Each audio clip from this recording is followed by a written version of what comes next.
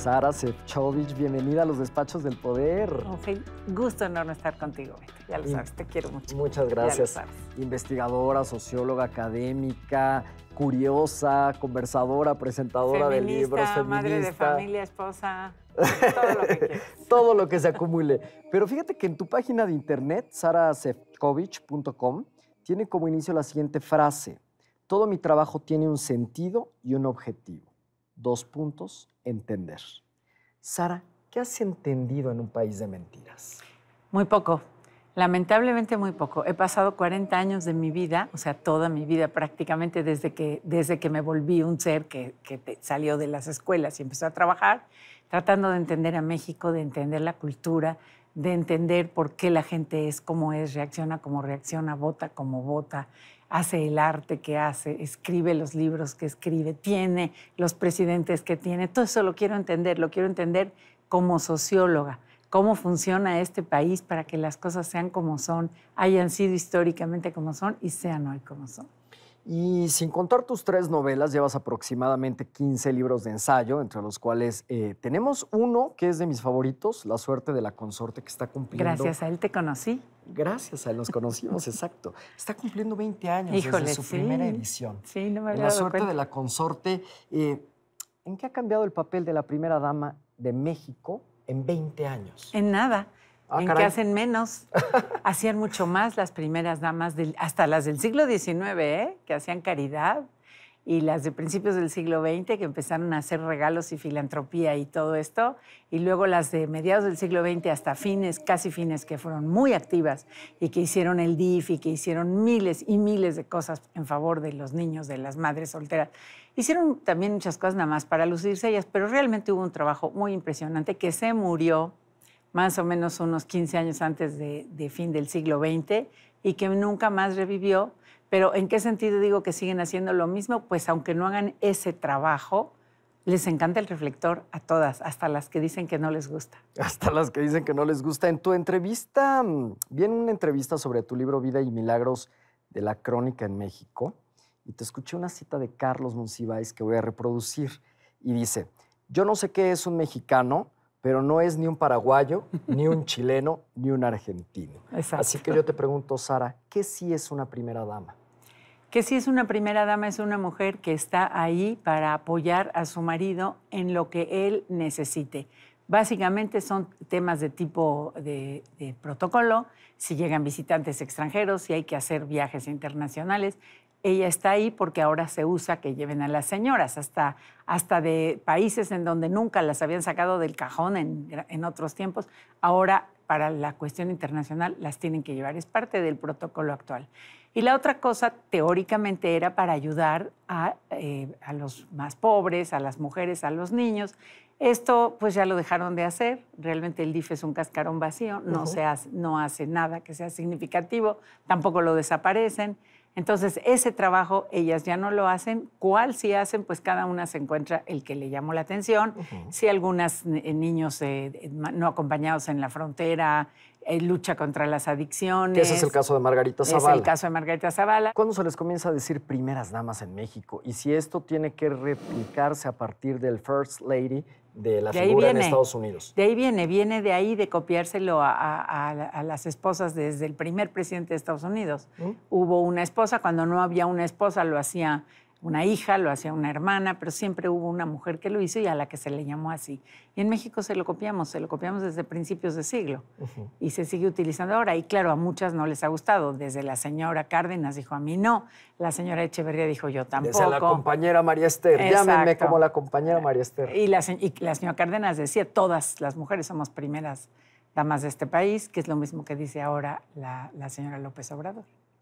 En una de tus entregas, en tu columna del Universal, escribiste que la feminista estadounidense, Germaine Greer, piensa que hay que abolir las primeras damas. ¿Cuáles son sus argumentos? Bueno, dice que no la escogieron y que en los países democráticos tú votas por un señor y no por una pareja. En ese sentido tiene razón. En otro yo no se la doy, en el sentido de que si hay una gente que tiene esa cercanía al poder y nosotros sabemos lo que significa tener cercanía al poder, pues que la aproveche para hacer cosas que son importantes, útiles y necesarias para la sociedad mexicana y que otros no podemos hacer porque no tenemos esa cercanía. ¿Por qué en las primeras damas del siglo XXI, Sara, hay una especie de antecesofobia? Es decir, tienen fobia a su antecesora. Margarita Zavala, bajo ninguna circunstancia, quería parecerse a lo que fue Marta Sagún en el tema del reflector.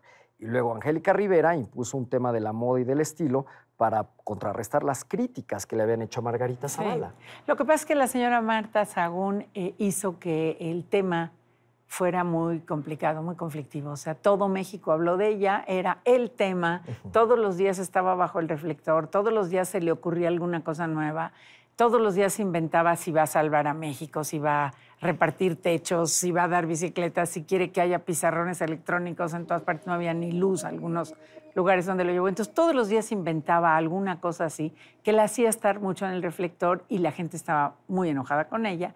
Y yo creo que por eso la señora Calderón se quiso separar de eso.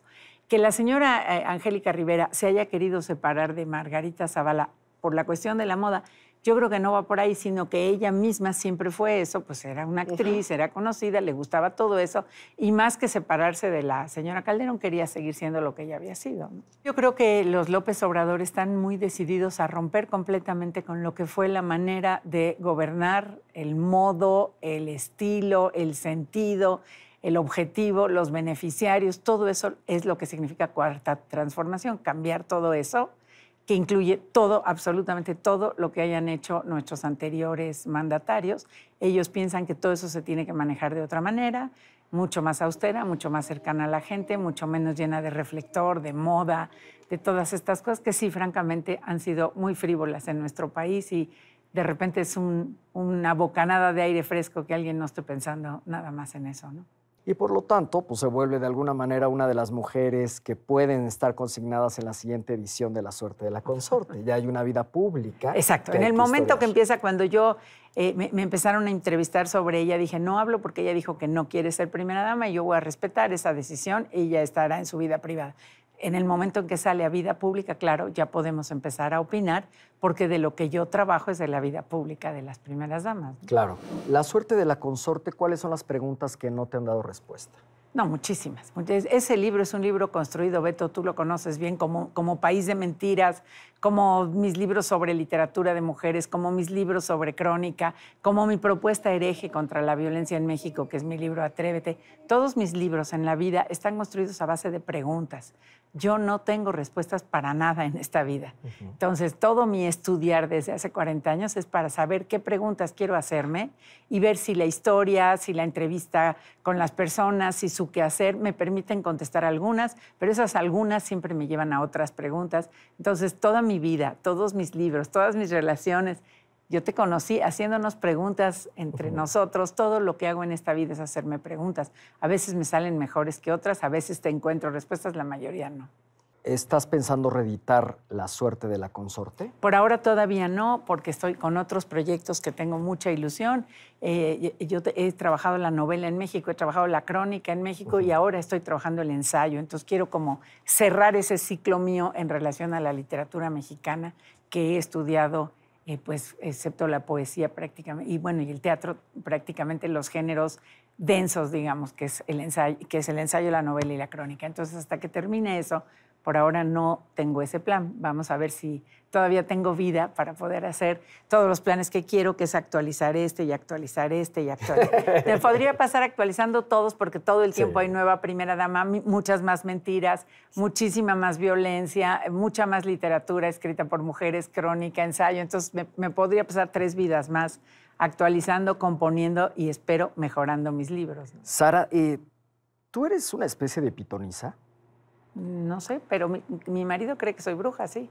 Bueno, te lo pregunto porque aquí en la última edición de La Suerte de la Consorte, el capítulo de Angélica Rivera está... se llama El fin de la primera dama. El fin de la primera dama, pero con signos de interrogación. Así es, sí, pero lo veíamos venir. ¿Veías venir el divorcio de Peña Nieto con la gaviota? No, no me refiero al divorcio. ¿O veías venir que la figura estaba en extinción? Exacto. El divorcio no es tema mío, porque ya no son presidente y primera dama, y yo solo trabajo a la primera dama y a su trabajo público. Entonces, lo que pase después no me importa. Lo que pasó antes lo cuento nada más como antecedente para llegar a donde tenemos que llegar, que es el periodo de la presidencia.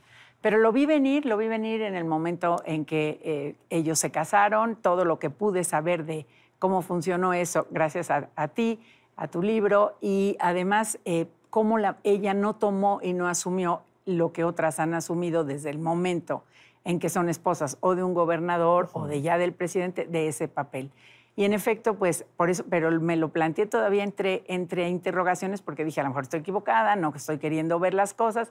Luego hubo una gran ceremonia en Los Pinos en donde se hicieron anuncios que parecían que realmente ella iba a volver ese sistema de ser primera dama, de apoyar al DIF, de incluir nuevos grupos sociales marginados. En su caso habló de los abuelitos. Y pues dije, yo me equivoqué. Creí que me había equivocado, pero no fue más que el anuncio y ahí se quedó todo y no pasó más nada. Finalmente, Sara, te quiero preguntar si existiera la posibilidad de irte al día después del juicio final con alguna de las primeras damas de tu libro, ¿a quién elegirías? A ninguna. Yo al juicio final con mis hijos, mis perros y mi marido. Si no se puede con ellos, no quiero nada. Muchas gracias, Sara, por esta entrevista para los Despachos del Poder. Gracias a ti, Beto.